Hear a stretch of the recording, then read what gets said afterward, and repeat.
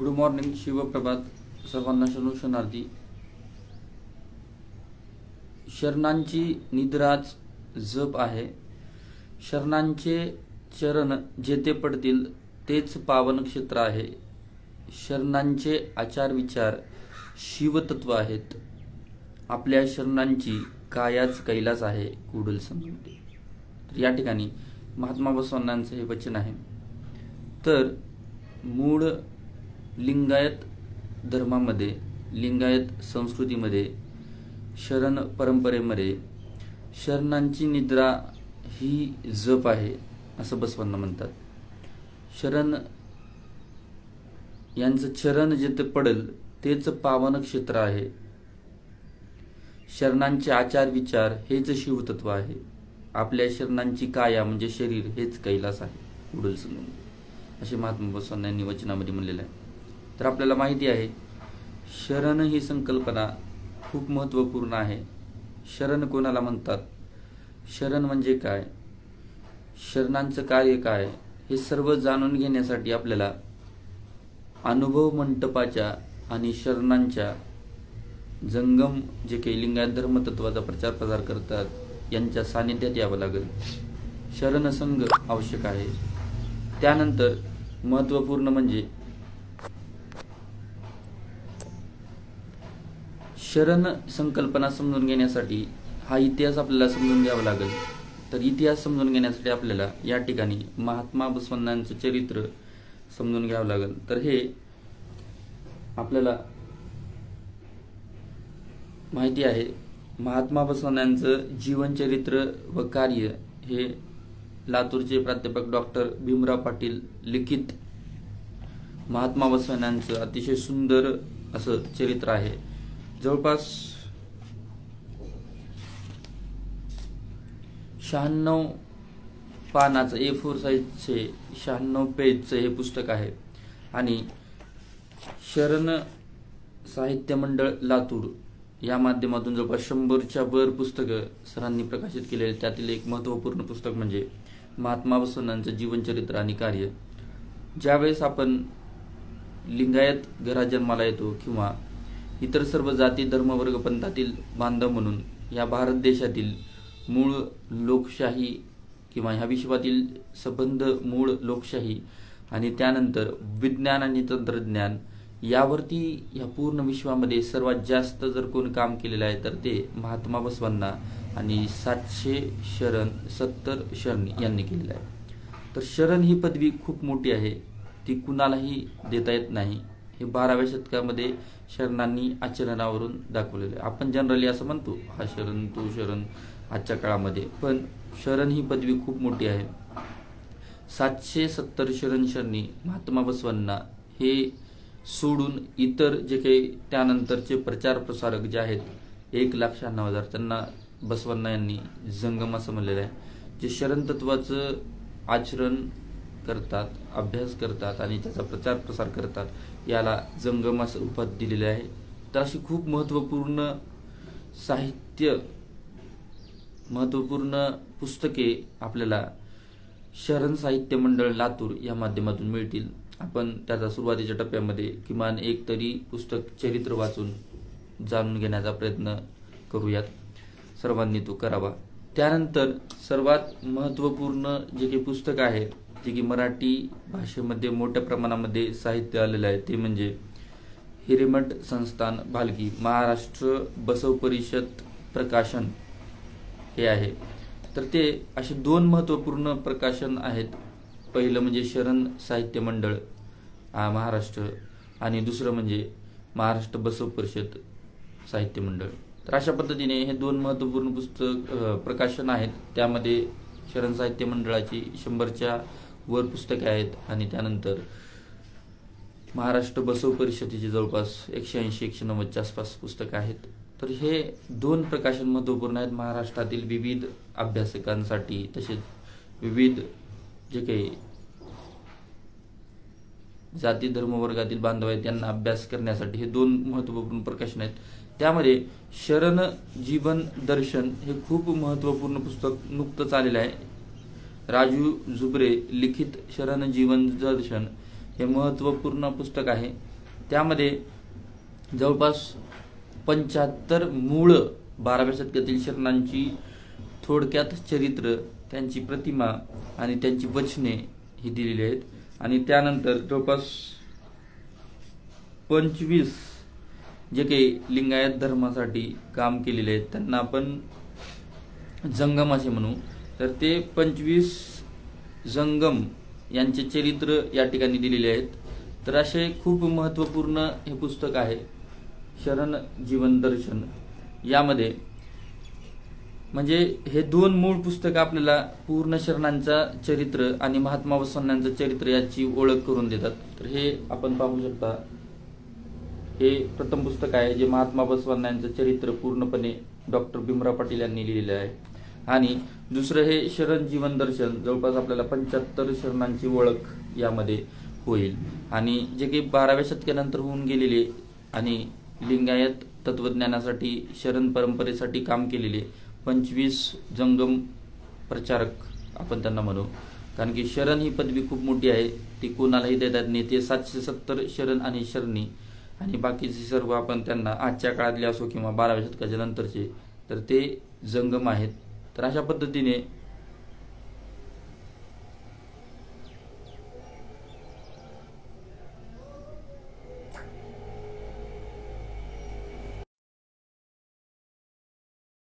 पूर्ण हे 2 पुस्तकं सुरुवातीच्या टप्प्यामध्ये आपण वाचन करतो.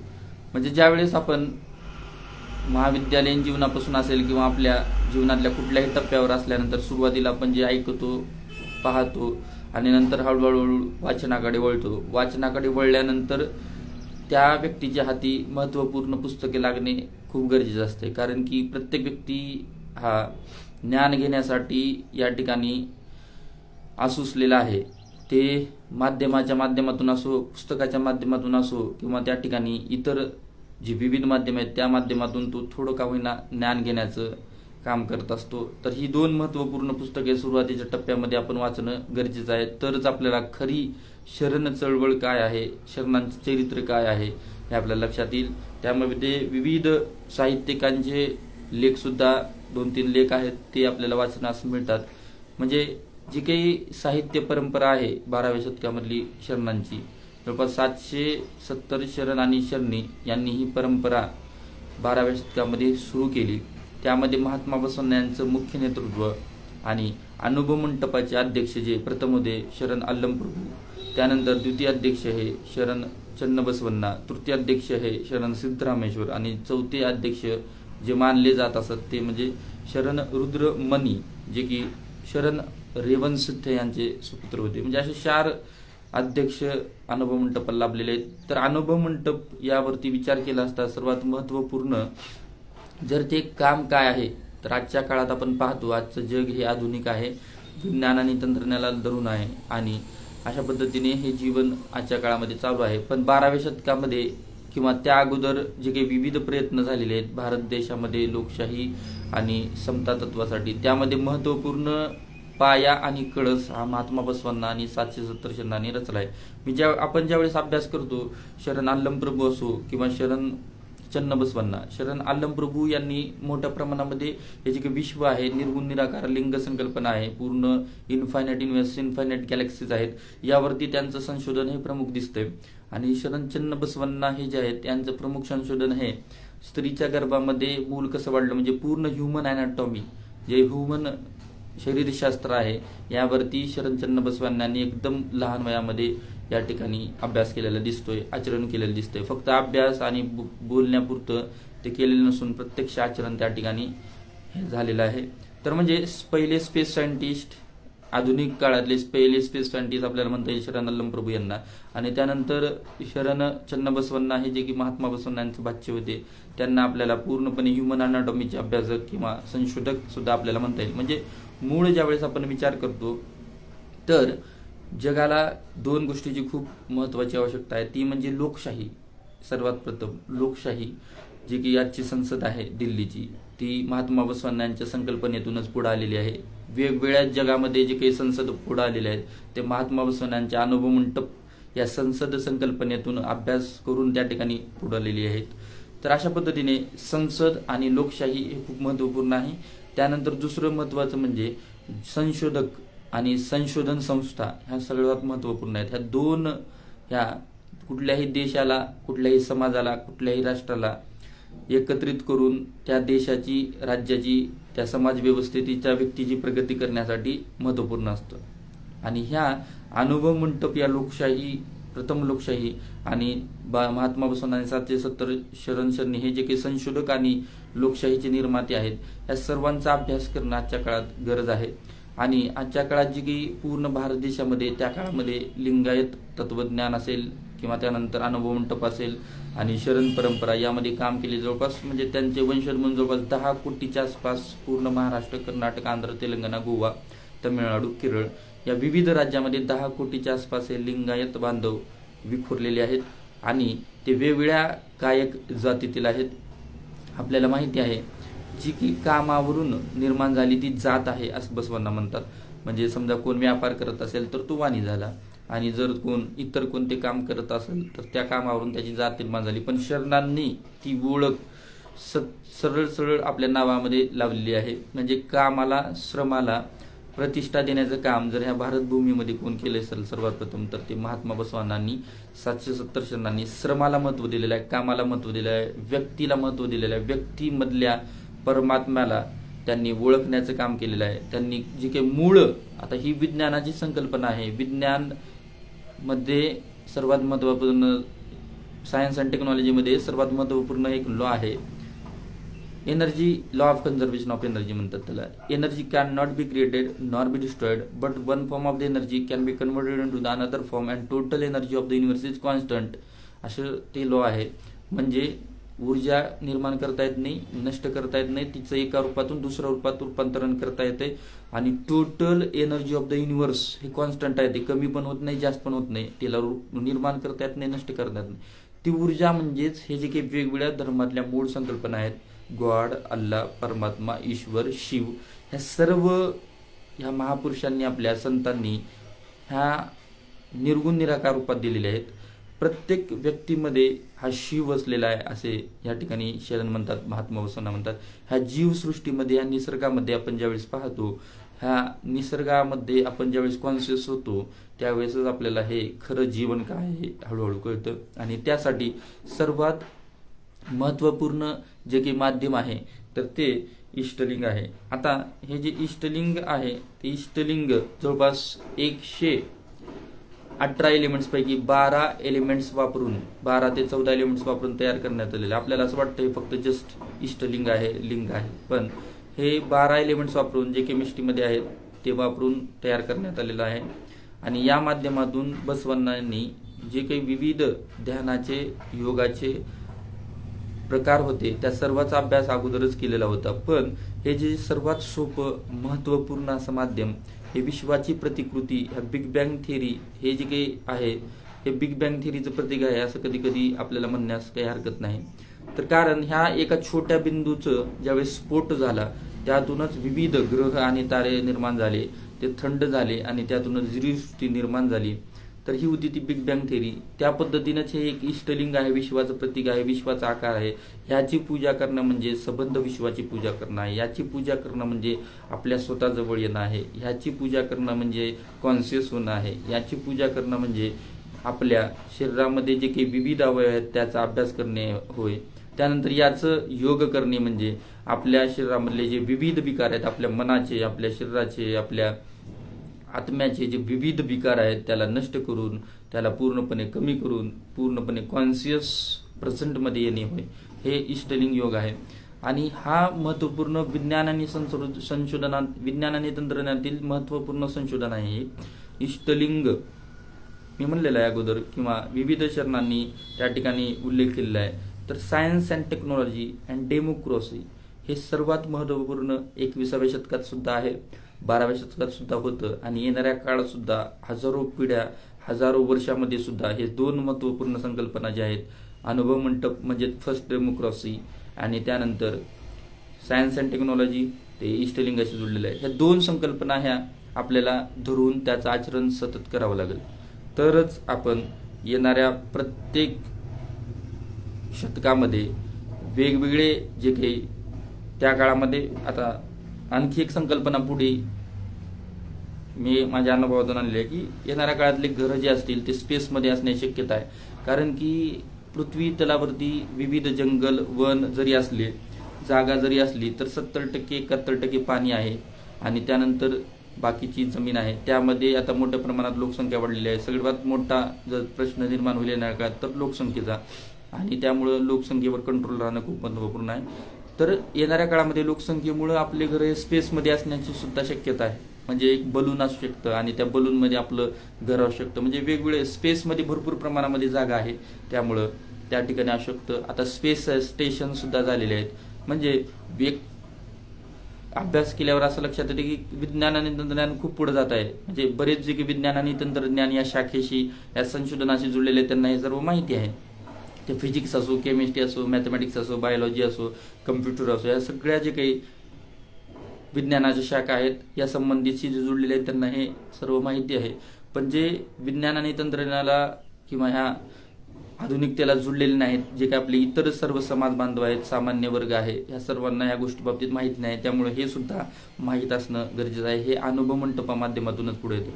आता आपण ही जी काही मूळ संकल्पना आहे आपली महात्मा फुले यांची लोकशाही अनुभव मंटप संकल्पना, ती प्रत्येक गावामध्ये, प्रत्येक गल्लीमध्ये आणि प्रत्येक घरामध्ये निर्माण होणं खूप गरजेचं आहे.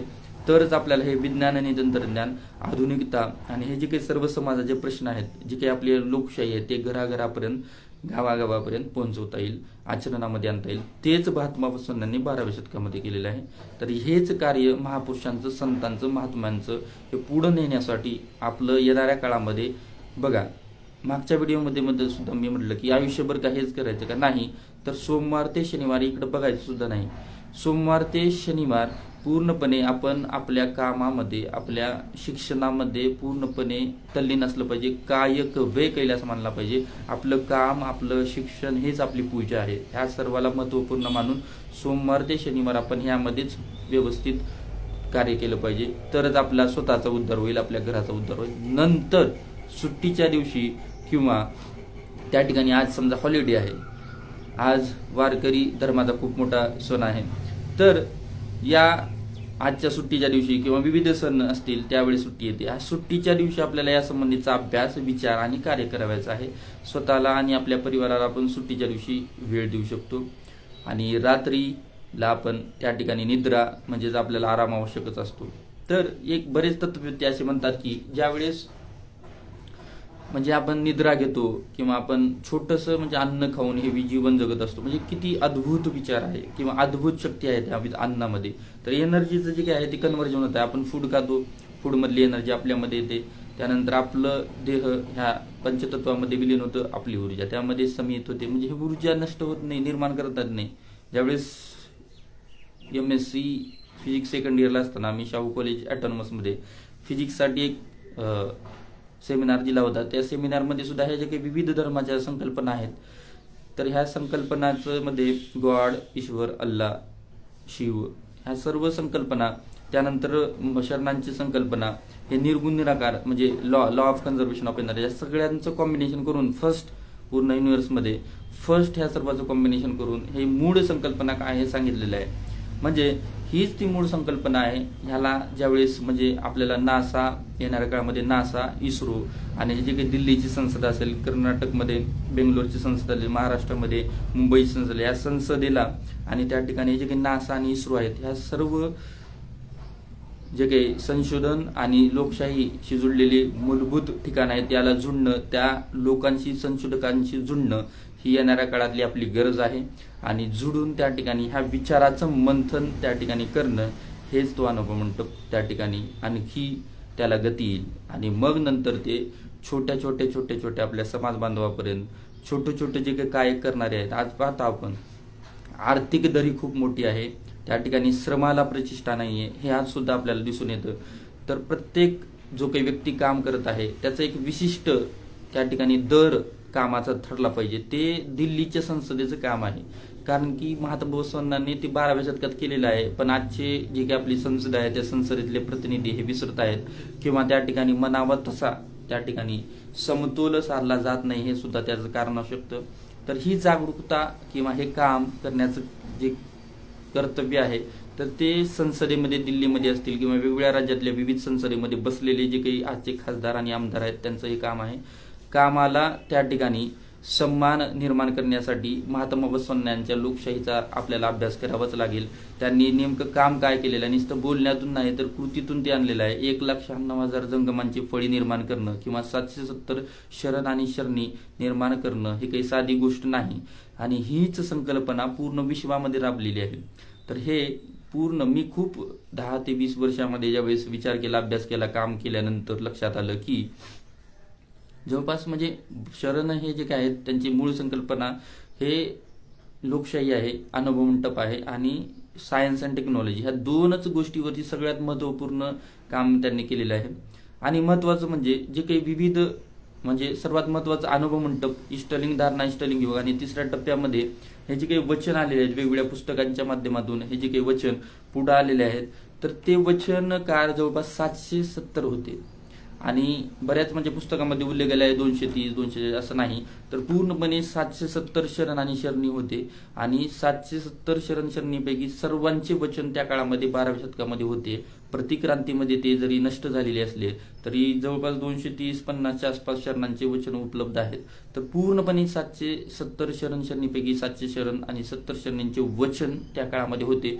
करोडोमध्ये त्यांची संख्या होती आणि प्रतिक्रांतीमध्ये जरी ते नष्ट झाले तरी आपल्याला ते जाणून घेणं आपल्याला महत्त्वपूर्ण आहे. त्यासाठीच हे 2 महत्त्वपूर्ण पुस्तकं मी आज सांगितलेले आहेत. तर ते शरणांचं जीवन चरित्र व कार्य, त्यामध्ये महात्मा बसवण्यांचं जीवनचरित्र आणि कार्य हे डॉक्टर भीमराव पाटील लिखित महात्मा बसवण्यांचं चरित्र आणि त्या ठिकाणी कार्य जाणून घेण्यासाठी हे आपल्याला घ्यावं लागेल. हे A4 साईजचं 96 पानाचं पुस्तक आहे आणि असे स्वस्त आहे. आपल्याला पूर्ण महात्मा बसवण्यांचं चरित्र या ठिकाणी वाचायला मिळणार आहे महाराष्ट्रामध्ये.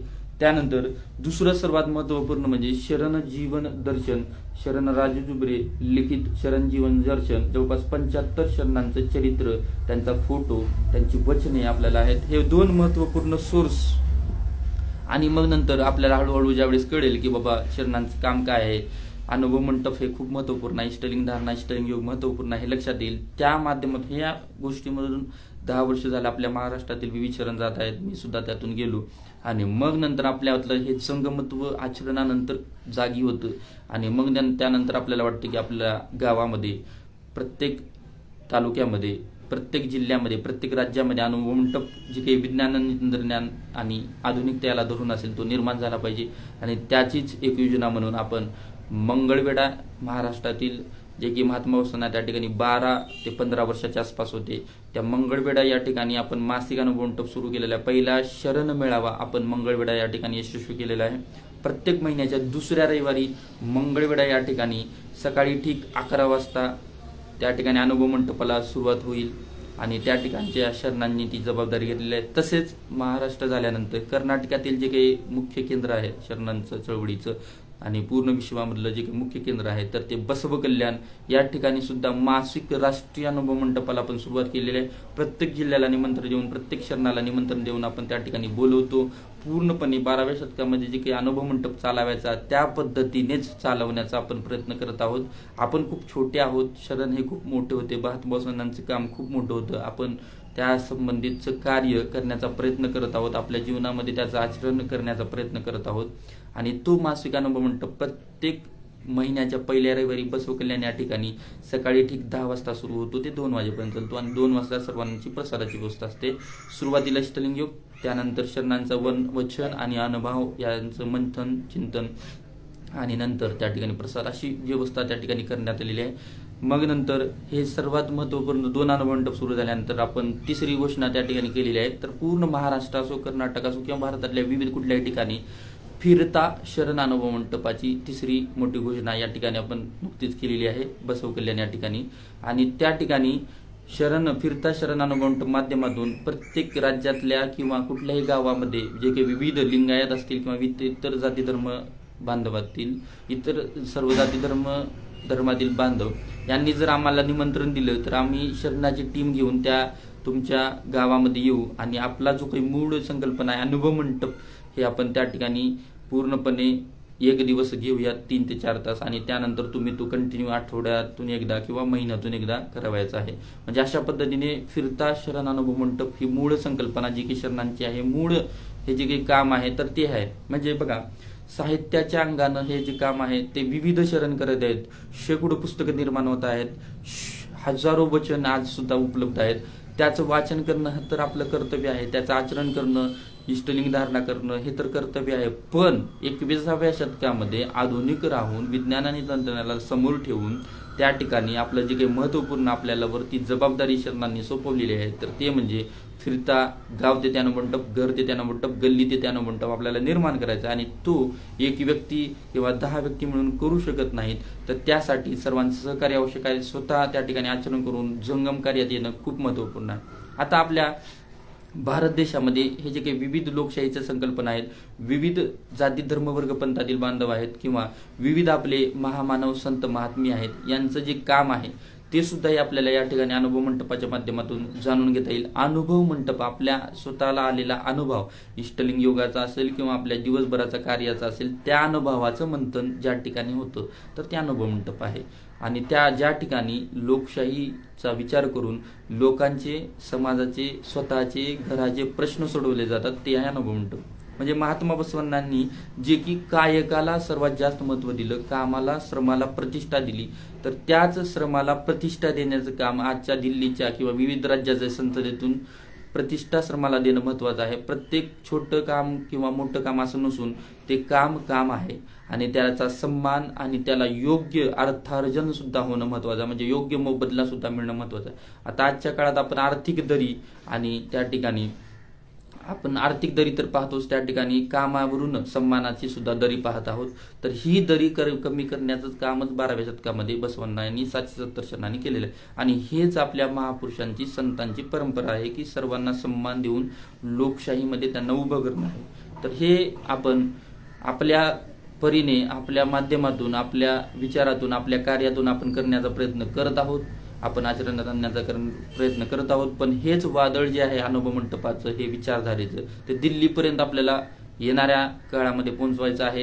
दिल्लीच्या संसदेमध्ये शरणांचा विचार गुंजला पाहिजे, प्रत्येक देशाच्या संसदेमध्ये शरणांचा विचार गुंजला पाहिजे, कारण तो निसर्गाचा, मानवाच्या कल्याणाचा, प्रत्येक जीवाच्या कल्याणाचा तो विचार आहे. तो काही एका जाती धर्म वर्ग पंथापुरता किंवा माझ्यापुरता सीमित नसून तो सबंध विश्वासाठी निर्माण झालेला आहे. आणि तो विचार त्या ठिकाणी जाऊन त्या ठिकाणी त्या पद्धतीनं ते कार्यकाळ म्हणजे तो कामकाज त्या ठिकाणी होणं गरजेचं आहे. तर अशा पद्धतीने खूप मोठा उद्देश हा शरणांचा आहे, खूप मोठं कार्य हे शरणांचं आहे आणि ते कंटिन्यू करणं आपापल्या क्षमतेनुसार. आता आपली क्षमता 10% असू शकते, कुणाची 20% असू शकते, कुणाची 30% असू शकते. तर अशा पद्धतीने आपल्याला करायचं आहे. तर मी अगोदर सांगितल्याप्रमाणे फक्त सुट्टीचा दिवस आपल्याला या ठिकाणी द्यावायचा आहे किंवा महिन्यातून एक जरी दिवस आपण या ठिकाणी वेळेचा तास केलात तरी खूप मोठ्या प्रमाणात हे काम उभं राहू शकतं. जर समजा आपल्याला घराबाहेर येऊ वाटत नसेल किंवा घराबाहेर येण्यासाठी काही अडचणी असतील तर आपण आपल्या राहत्या घरामध्येच, आपल्या नातेवाईकामध्येच त्या ठिकाणी अनुभव मंडपाला सुरुवात करून आपल्या परिवारासाठी सुद्धा आपण हे तत्वज्ञान त्या ठिकाणी रुजवू शकतो. आणि या पूर्ण देशाच्या जडणघडणीमध्ये सर्वात महत्त्वाचं जे काही असतं लोकशाही, विज्ञान तंत्रज्ञान आणि सर्वात महत्त्वाचं म्हणजे आपल्याला जे काही तत्वामध्ये दिलेलं आहे तर ते